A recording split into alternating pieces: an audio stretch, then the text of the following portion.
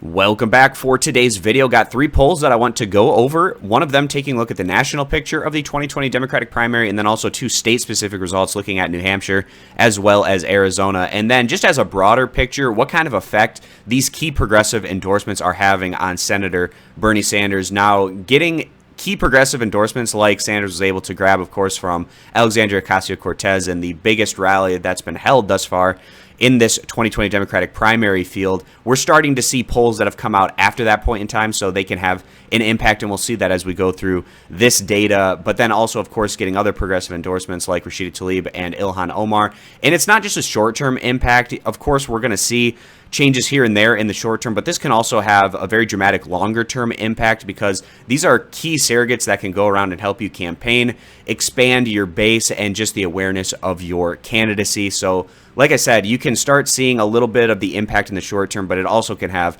a much larger impact potentially over the coming months as we head into those first caucus and primary states. So starting off here, this week's morning consult numbers, we do see that Bernie Sanders is rebounding a couple of percentage points back into second place, or a tie for second, at 20% of support, along with Elizabeth Warren. Also, Joe Biden gaining a couple of percentage points. He bottomed out last week at 30%, which is the lowest number that we've seen him at essentially since he made his announcement, but gaining a couple of points here back up to 32%. And then we see all the other candidates at the around mid to lower single digits, with Buttigieg in fourth place at 7%, Kamala Harris in fifth place at 6%, Andrew Yang in sixth place at 3%, and then in seventh place we have Cory Booker, Tulsi Gabbard, and Amy Klobuchar, each at 2 percentage points respectively. And we can see how the field has been tracking over the course of time. And like I said, here's where Joe Biden kind of bottomed out last week, where he regained a couple of percentage points.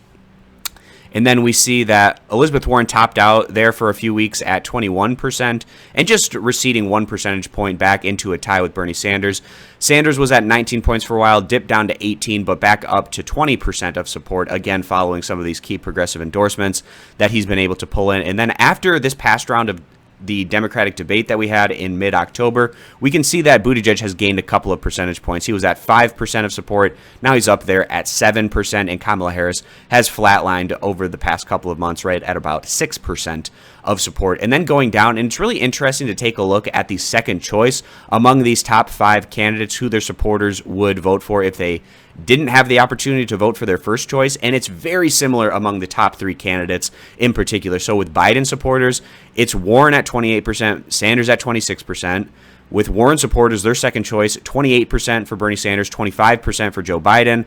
And then Bernie Sanders supporters, it's 30% for Joe Biden, 28% for Elizabeth Warren. So like I said, extremely similar in terms of the second choice among the top 3 candidates.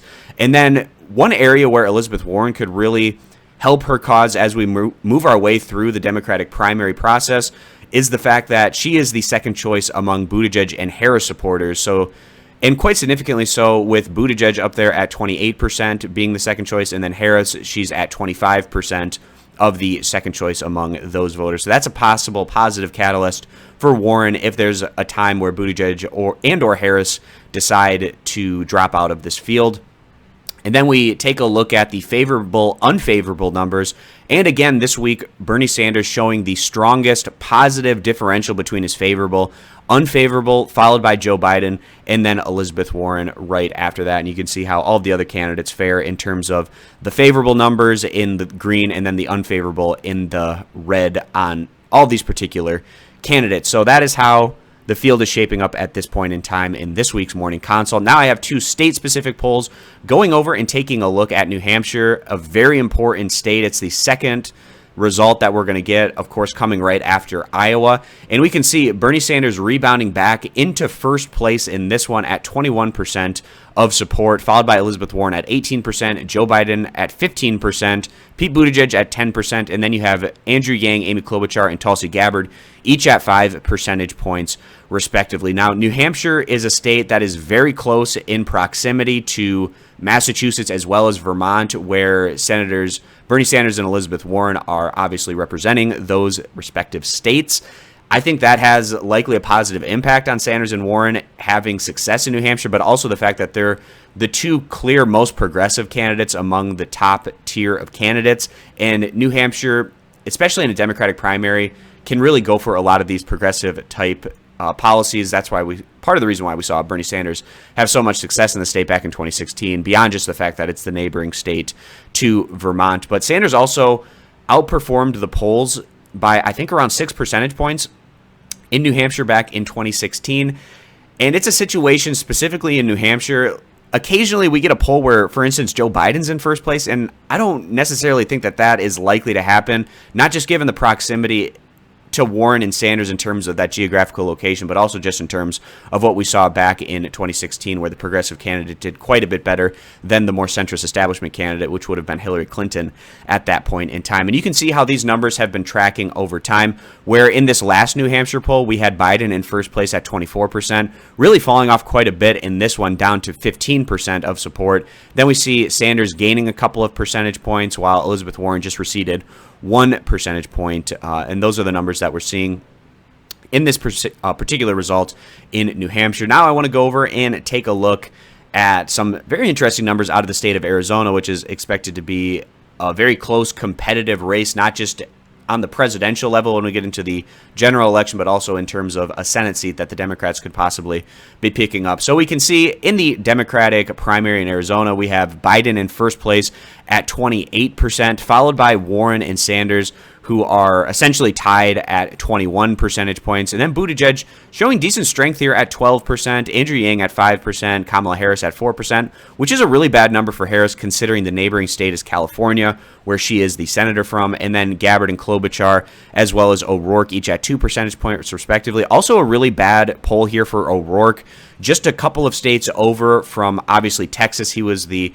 congressman from El Paso, which is actually geographically relatively close to the state of Arizona, so he's hoping to do better in this southwestern portion of the country. Not happening in this particular Arizona poll, however, down there at just 2% of support. And Arizona is a state where the Biden camp is hoping to do well. You have a lot of older voters, and Biden does really well in the polls among older voters, so this is a state that he would really hope to do well in. And we can see the breakup between the age demographics, where you have Sanders, those who are under the age of 50, he's at 35% support, while voters over the age of 50, he's at just 7% of support. So just a drastic difference in those numbers. And then it's a different scenario here for Joe Biden, where he takes 33% of the support from over 50-year-old voters, and maybe a little bit better than what you might expect for those that are under the age of 50 at 21%, but still there's that difference in the generational divide, where Warren draws pretty equally here, where she's at 23% under the age of 50 and then at 20%